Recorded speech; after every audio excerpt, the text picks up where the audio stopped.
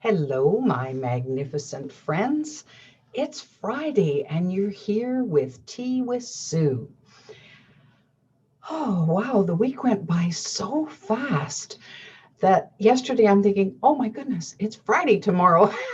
and and we're having tea together. So I had to think long and hard about, all right, what was I going to talk about today? So here I am with a different cup of tea today. My favorite mug that I brought back from Greece, and inside, instead of Earl Grey, which is my absolute favorite kind of tea, today I have minty. It's called Mother's Little Helper from David's Tea. A dear friend gifted me with a box of it yesterday, and I was delighted to receive it. So that feeds so nicely into our topic today of giving and receiving. Now, I'm not going to spend a lot of time talking about giving because I think everybody knows loud and clear what the benefits of giving are and the importance of giving to others in our lives. I suspect many of us were brought up that way. I know I was. My family were very much into the old adage, it's better to give than receive. And so they gave lots. They enjoyed helping out in their community. They enjoyed helping out one another. And so I was taught from, very little the importance of doing that, of to the point where most of the time I would sacrifice and give to others at my own expense. And that was just kind of how life rolled in those days, because heaven forbid you didn't want to feel selfish because you were taking from others and you weren't giving enough. So it was kind of an odd thing.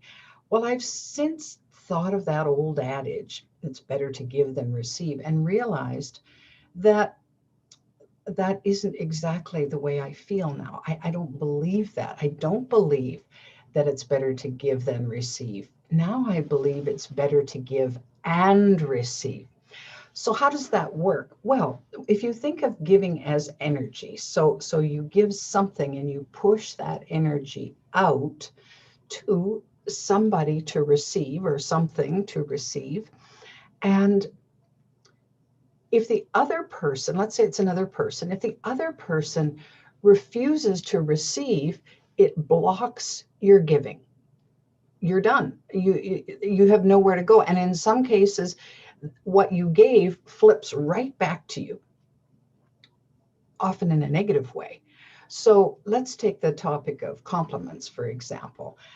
I started learning in my 20s that I was very poor at receiving compliments. Someone would say, "Oh, Sue, I really like your dress."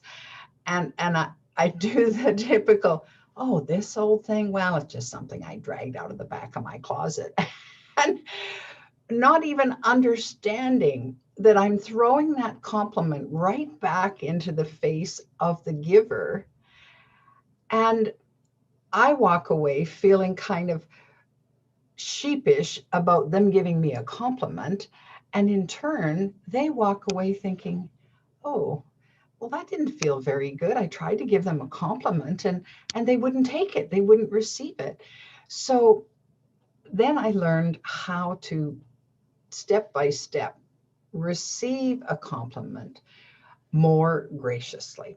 So let me ask you a question. When you think of receiving, how well do you receive? Do you receive graciously, gratefully, with gladness in your heart? Whether it's a compliment, whether it's a tangible thing someone gives you, whether it's a gift of service, doesn't matter what it is really. How do you take that in? How do you absorb that? Or do you receive begrudgingly? Do you receive with reluctance? Maybe even a sense of shame, or leaving you feeling less than? So it's important to understand how you take that in. So when I was in my 20s, my dad, I was starting in a career that didn't look as if it was going to generate me much money so that I could live day to day. And in fact, it didn't generate much money. So there were lots of times I was living on less than a shoestring, and I was struggling. But of course, I'd grown up fiercely independent, and there was no way that I was going to let on that I was hurting financially. But of course, as grapevines do, my dad found out that I wasn't doing that well financially. So he'd just phone up out of the blue and want to meet up with me, and he'd ask me, well, how was I doing? And of course I'm saying, oh, fine, Dad, everything's going great. And then somehow he'd broach the topic of money. Well, would it help if I gave you a little money? Oh, I did not want to take that. Man, I just had this fight going on inside myself because, of course, the money would come in really handy. But, oh, and I felt ashamed. I felt as if there was something wrong with me, that I wasn't measuring up, or that I had to take money from my dad. And here I was an adult. So you maybe can relate to that. Well, of course, years later, and so begrudgingly, I would take it. Yeah, well, thanks, Dad. And there was a little piece of resentment in me, thinking, well, all he gives me is his money. And and years later, I came to realize, first of all, that was his way of showing me how much he loved me. And he didn't necessarily think I was less than because I needed money. He never told me that. He maybe didn't approve of the way I was trying to earn money, but that didn't have anything to do really with the fact that he wanted to protect me. He wanted to serve in a way that would be helpful to his daughter. And and I thought, oh wow, I did not receive that very well. And I've since had to forgive myself for not understanding in that arena. So learning to receive and understand that it's a big deal. It's as important as giving, and we don't want to block the flow.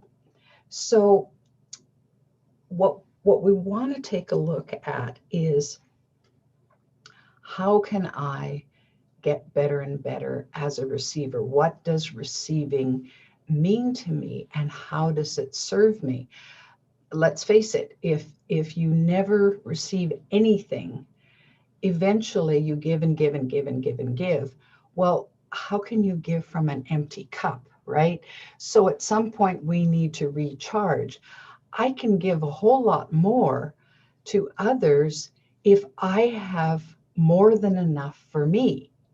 So this whole idea of self-sacrifice and fierce independence, maybe it doesn't serve as well. My biggest lesson in the arena of receiving came after I got a cancer diagnosis. Well, as the scenario progressed, I knew I needed help. I also knew that I wasn't a very good either asker of help or receiver of help. And yet things got pretty dire at times, and I needed to reach out. So again, because I still wasn't a good receiver, and I began to understand, okay, here's a big lesson. So cancer gave me this huge gift in the form of a lesson of how well would I receive. And I confess that initially I received begrudgingly. I did not want to ask for help. I felt ashamed that here I was, physically debilitated and an emotional wreck and mentally not functioning very well. So I felt as if I had lost my value in society. I wasn't a productive member of society at that time. And I needed help, but oh, it was hard to take it in. But I did. I reached out and could you help me with this? Could I have you do that? Whether it was a ride somewhere or put a meal on my doorstep so that cooking wasn't an issue. Whatever it was, I reached out and I began to feel the benefits. And what the days that I was feeling less than because I was on the receiving end, I had a friend say to me, Sue, you have given so much to us over the years. Now it's your turn to receive. And I'm going, oh, good point. Interesting. So I took that in and bless her for saying to me, Sue, you don't have to be so fiercely independent. And I thought I did, of course. And no, it's not true. And do I think less of someone else because they're in need and I'm in a position to give to them? Not at all. I don't think of them as less than. So why would I perceive myself that way? So life is fascinating. There's always more to go and more to grow. That's just the way that rolls.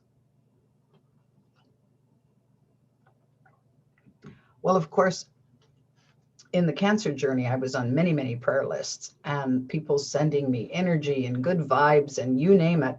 And I took it all. I was very grateful for whatever anybody would bring into my life. And as I got used to, it was almost like exercising my receiving muscle as I got used to accepting more and more help. And then I learned to be more grateful and more gracious. And there was a gladness in my heart about how kind people were. In fact, I was overwhelmed lots of times with the goodness of people and how willing they are to step up when they see someone in distress. So it was really heartwarming for me once I opened up to it, once I started paying closer attention to all of that. Now,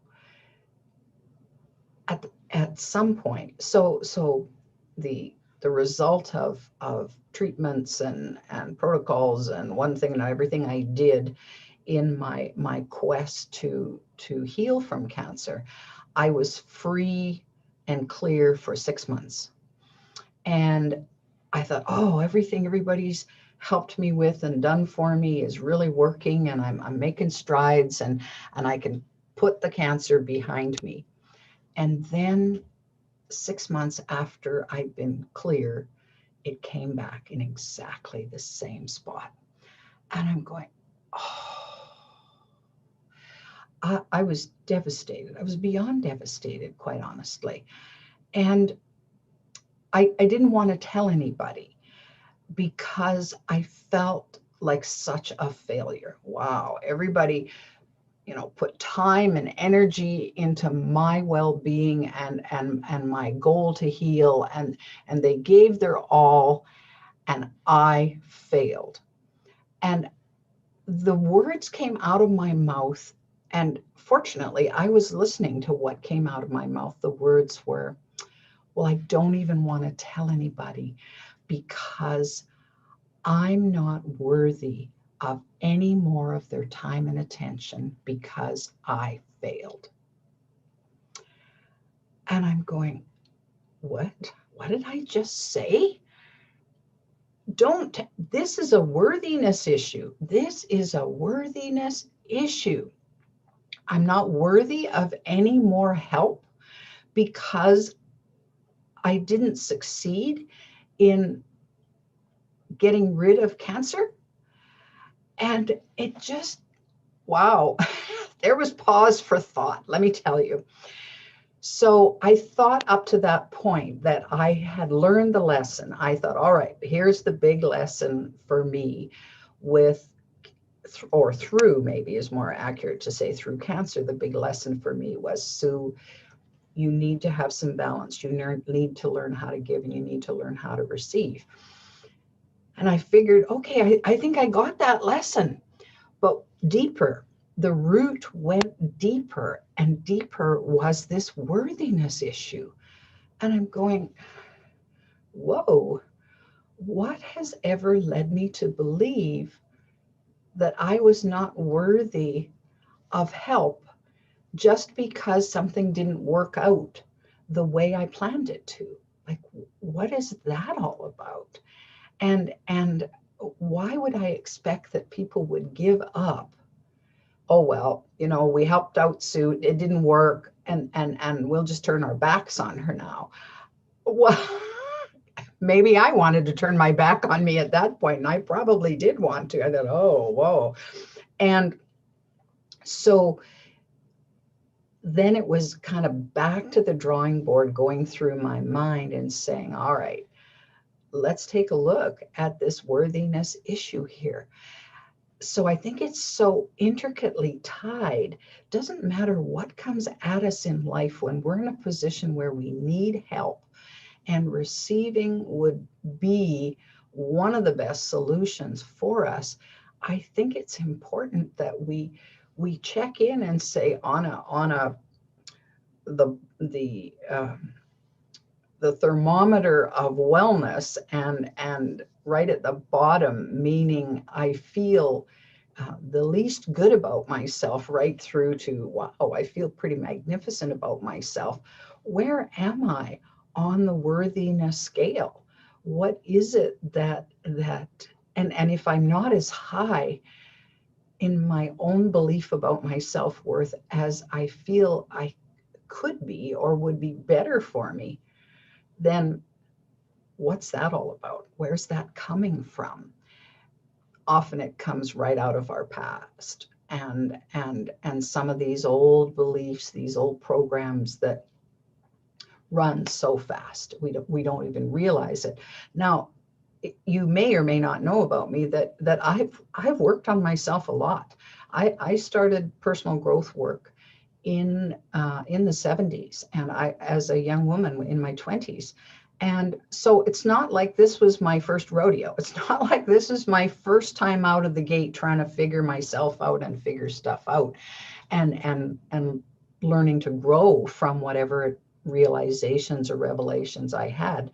So it shocked me that wow, there was more work to do. So let me tell you, if you think you're done at any point in time, well, as I've probably said before, when you take your last breath, well, then you're done for a while. But up to that point, if we're open to it, we will continue to grow, continue to refine, continue to zero in on things that don't work quite as well. And why would we do that? Why would we care? Well, for me personally, I care about my own well-being because I want to reclaim the knowing of the magnificence that I believe I am. And I want you to do that too. I want you to kind of ferret out any of the old beliefs and understandings about yourself, or the old programs that seeded in that block you from being as magnificent as you are. And it's a worthy journey. It's a worthy goal. And it's not about measuring up. It's about recognizing you already measure up.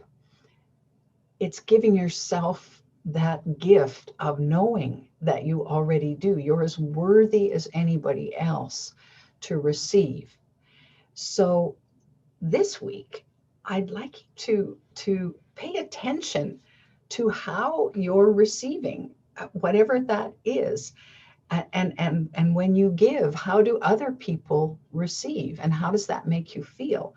Because it's really an adjustment in how we do things, and just saying a simple thank you can go a long way to helping the other person feel good about giving. And then it completes the cycle, right? And then, of course, if you're feeling great for having taken in whatever somebody gave to you, you have more to give to somebody else, right?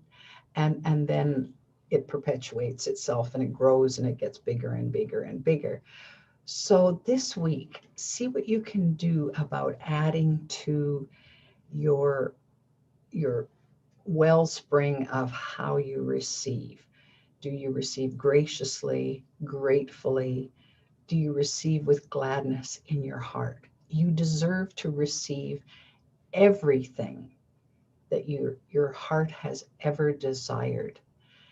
It's being willing to take that in, and it's being ready to allow that in. And that's where I block the flow. I wouldn't allow it.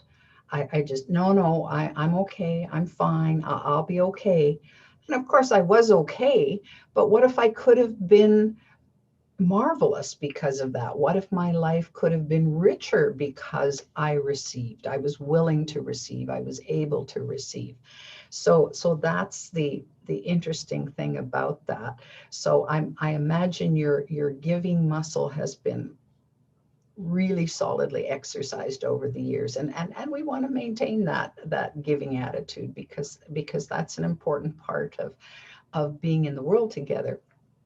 And we also want to open up the flow so that we receive as well.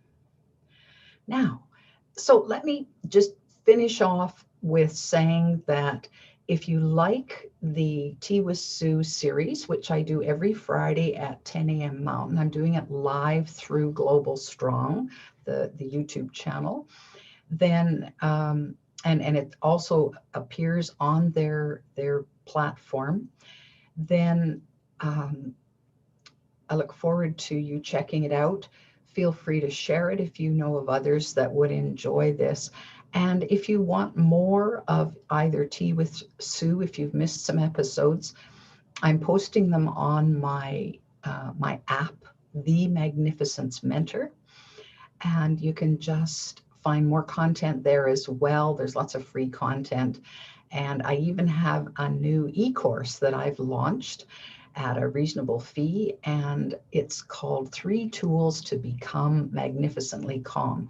You can either work through it on my app, The Magnificence Mentor, or you can go to Global Strong and work through it there as well. So you could actually do it on your computer. So either on your phone or your computer, you can work through it. It's a self-directed 5-lesson course that just helps you make sense of stresses you might be going through, and enables you to tackle through exercises, all the exercises in there I've personally used to great benefit, and which is why I'm sharing them in this way, because they're helpful and useful.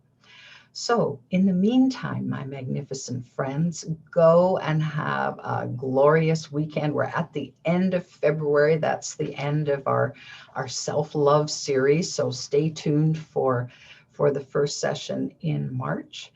And wow, spring is coming. So we have this, this cute saying here in Alberta that you might have heard of. Spring has sprung, the grass is riz. I wonder where the birdies is. So I'm looking forward to the first robin of the spring, whenever that happens. Have just the best weekend. And remember, you are magnificent.